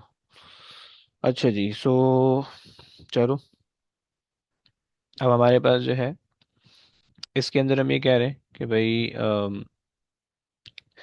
State for an X ray image what is meant by the sharpness. Okay, sharpness तुम ये कह सकते हो कि भाई जो एजेस होते हैं, हड्डियां वड्डियां तुम्हारे पास हैं, ये सब तुम उसको क्लियरली देख पाओ। अगर हड्डियां ग्लेयर हो जाएंगी, यानी हड्डियां अगर ब्लर हो जाएंगी, सही, और अगर उसके अंदर कोई क्रैक होगा तो तुम वरना फिर देख नहीं पाओगे। So it's required. Okay, so हम ये कहते हैं कि भाई it is the ease with which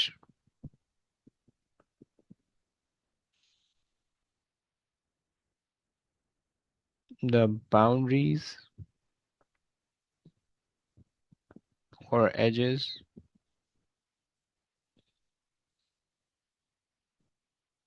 can be seen, distinguished, wish। बाकी अच्छा जी, कॉन्ट्रास्ट तुम कहते हो कि भाई ब्लैक वाइट में कितना डिफरेंस है। अगर सारी ब्लैक और वाइट तुम्हें उसके अंदर डिफरेंस बहुत ज़्यादा ना हो तो कद्दू भी तुम्हें समझ में नहीं आएगा, सही। और सो हम ये कह रहे होते हैं, ये सारी मैंने डेफिनेशन रट्टा लगाने की है, सही है। मार्किंग की खोलो, एक एक सारी डेफिनेशन रट्टा लगाओ, काम हो जाएगा तुम्हारा, सही है। So difference in the degree of the blackening and whitening of the image,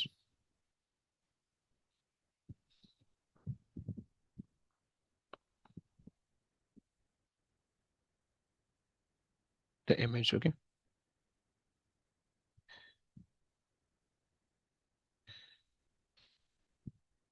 अच्छा जी, सो तुमसे कह रहे हैं कि भाई a parallel X-ray beam pass to thickness of the soft tissue, the intensity, okay, 20% of the incident, okay, the linear mu mu निकालना है तुम्हें, okay. So I is equals to I not e power minus mu x, okay. So I not is mention as 12%, okay. So 0.12 इस्तेमाल कर लो, and is equals to e power minus mu times 2.3। अब देखो, अगर 2.3 centimetre के अंदर उसको तुम चेंज नहीं कर रहे हो तो यहाँ पे भी तुम्हारा यूनिट सेंटीमीटर के अंदर आएगा, और अगर तुम सेंटीमीटर को चेंज करो मीटर के अंदर तो इसका यूनिट भी मीटर के पर मीटर के अंदर आएगा, राइट। पर मीटर या पर सेंटीमीटर, इट डिपेंड्स कि तुम चेंज करते हो या नहीं करते हो, राइट। सही है। So L N 0.12 divided by 2.3, okay. So negative sign यहाँ पे लगाना चाहो तो लगा दो। सो ये म्यू तुम्हारे पास ये आ जाएगा, right. So L N 0.12 divided by 2.3, I am getting 0.92, सही है। 0.92, सही है। मीटर के अंदर निकालोगे तो कुछ और आएगा, लेकिन उसमें फिर तुम्हें पर मीटर लगाना पड़ेगा, ओके। अच्छा जी, तुमने कहा कि भाई इन मेडिकल डायग्नोसिस एक्सरे में B use produce, okay. Okay, suggest an advantage and the disadvantage of सीटी स्कैनिंग कंपेयर विद वो एक थ्री डायमेंशनल स्ट्रक्चर बना देता है तो वो अच्छी चीज़ है, लेकिन एक्सपोजर बहुत ज़्यादा होता है, मरने वरने का खतरा होता है, सही है। सो हम ये कह देते हैं, सही है भाई। So it produces a 3D structure of the body, right.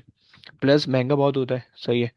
और तुम क्या कह सकते हो, सही है, बस महंगा होता है ये 3D। डिसएडवांटेज के अंदर, एडवांटेज के अंदर तुम्हारे पास नहीं, चलो कोई और बहुत ज़्यादा नहीं है, सही है। और ये है ग्रेटर एक्सपोजर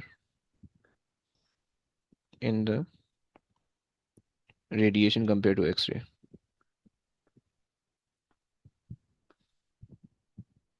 ओके। चलो लास्ट चीज, define the radioactive decay, define the radioactive decay constant, okay। Probability, it is a probability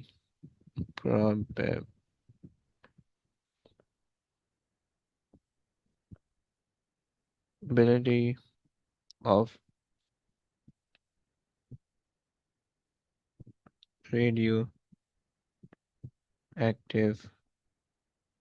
nucleus to decay per unit time, per unit time, right, ये आ गई। अच्छा जी, उसके बाद हमसे क्या है, sample of iodine this much of a mass has an activity, determine the decay constant. Okay, अच्छा जी, मास से तुम डिके कांस्टेंट तक पहुंच सकते हो, मास से नंबर ऑफ पार्टिकल हम निकाल सकते हैं, मोल वोल से अगर तुम रिलेट करो तो क्या कहते हो?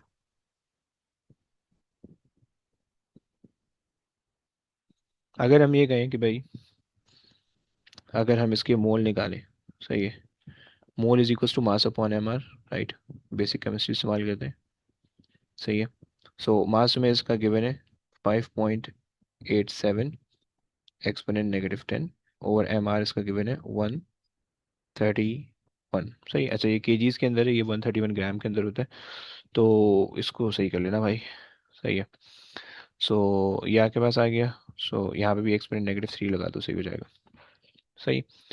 अच्छा जी, सो हमारे पास आ गया 5.87 एक्सपोनेंट -10, सही है, डिवाइडेड बाय 131 एक्सपोनेंट -3, सही है। सो हमारे पास क्या आ रहा है भैया, 4.48, सही है। सो मोल हमारे पास आ गए 4.480 एक्सपोनेंट -9, राइट, ये हमारे पास आ रहे हैं मोल, राइट, एन। सही, हमें पता है कि भाई हमें पता है कि भाई 1 मोल कंटेन, बच्चों वाली केमिस्ट्री लगाने से ही हंसना मत भाई, मेरे को इतनी ज़्यादा आती नहीं, भूल गया मैं, सही है। सो 1 मोल contain 6.02 exponent 23 particle. So if we have that many moles, right, so how many particle will be there? If we have that many moles, then how many particle will be there? सही है। So हमने cross multiply किया, अरे यार pen मर गया। So अच्छा जी, cross multiply करोगे तो बता दे कि क्या वैल्यू आती है, 6.02 एक्सपोनेंट 23, सही है। So I am getting a value of 2.69 exponent 15, सही है। So n की वैल्यू मेरे पास आ रही है capital N, right. So capital N की जो मेरे पास वैल्यू आ गई, वो मेरे पास आ रही है 2.697 एक्सपोनेंट 15, राइट, ये मेरे पास आ गई n की वैल्यू, राइट। अच्छा जी, अब जो है क्या करना है, A is equal to N lambda, right, activity दे रखी है उसने, 3 नंबर चलो दे रहा है, okay. So 2.92 exponent 9 divided by this value,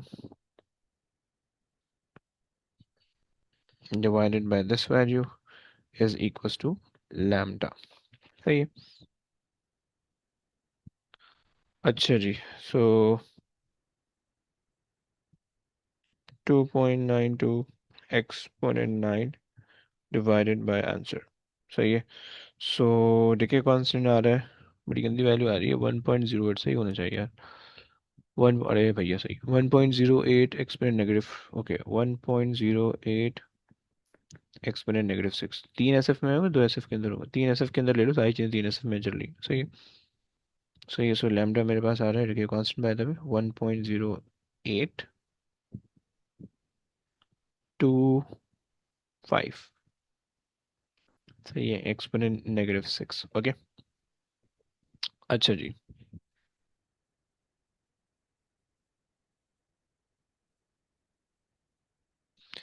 okay, last के 2 पार्ट हैं।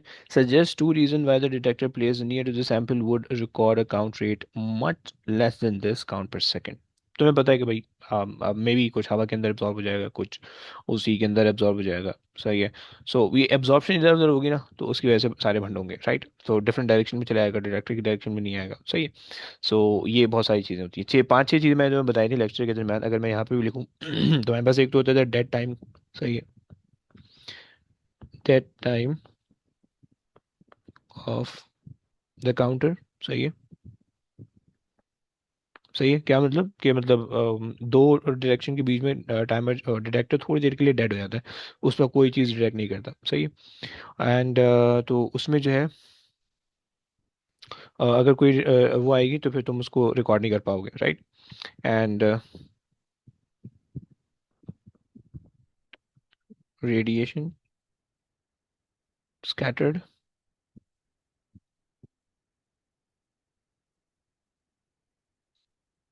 in all direction। सही है। Second problem. सही है। अच्छा जी, अब रेडिएशन या तो जिस बॉडी के अंदर तुमने रखा है उसके अंदर भी अब्जॉर्ब हो सकती है, या रेडिएशन जो सोर्स है उसके अंदर भी अब्जॉर्ब हो सकती है, right. So so radiation is absorbed by the, अब देखो तुम या तो कह सकते हो डिटेक्टर, डिटेक्टर की बॉडी के अंदर एब्जॉर्ब हो सकती है, राइट, बॉडी। सही है। या तो फिर तुम कह सकते हो कि एब्जॉर्ब बाय द कंटेनर। सही है, कंटेनर, या फिर absorb by the source itself, right, जिसको हम सेल्फ एब्जॉर्प्शन कहते हैं, राइट, सोर्स इटसेल्फ। सही। ये हमारे पास कुछ फंड होते हैं कि जिसकी वजह से हमारे पास एक्चुअल से कम आ रहा होता है। अगर एक्चुअल से ज़्यादा आ रहा है तो तुम ये कह सकते हो कि भाई बैकग्राउंड रेडिएशन की वजह से, ये तुम कह सकते हो कि भाई तुम्हारे पास जो है ना जो तुम्हारे पास प्रोडक्ट बन रहा है वो मे बी रेडियो एक्टिव हो सकता है। ये दो रीज़न होते हैं जनरली कि जिसकी वजह से ज़्यादा आ रहा होता है, राइट। तो ये हमारे पास कहानी होती है। सही है। चलिए बस अब ये पेपर एंड हो गया। हाँ एंड हो गया। चलिए अब यहाँ क्लास एंड करते हैं। अब इंशाल्लाह नेक्स्ट क्लास में दूसरा पेपर देखेंगे। नवंबर हमने निपटा दिया।